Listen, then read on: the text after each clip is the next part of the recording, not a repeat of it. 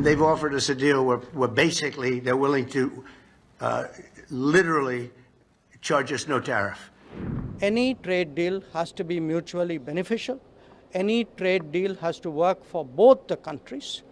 We're not even a top 30 in India because the tariff is so high, to a point where they have actually told us, I assume you too, Scott, you were working on that also, that there will be no tariff, right? Would you say that's a difference?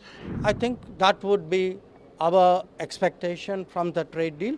And until that is done, I think any judgment on it would be premature. We have Apple, as you know, it's coming in. And I had a little problem with Tim Cook yesterday. I said to him, Tim, you're my friend. I treated you very good. You're coming in with $500 billion, but now I hear you're building all over India. I don't want you building in India. You can build in India if you want to take care of India, because India is the highest, one of the highest tariff nations in the world. It's very hard to sell into India.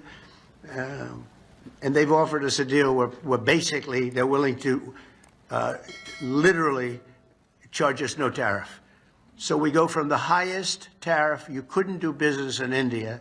We're not even a top 30 in India because the tariff is so high, to a point where they have actually told us, I assume you too, Scott, you were working on that also, that there will be no tariff, right? Would you say that's a difference? They're the highest, and now they're saying no tariff. But I said to Tim, Tim, look, we've treated you really good. We put up with all the plants that you built in China for years.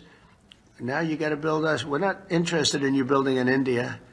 India can take care of themselves. They're doing very well. On the trade remarks, let me say this, that look, between India and US, trade talks have been going on, negotiations have been going on.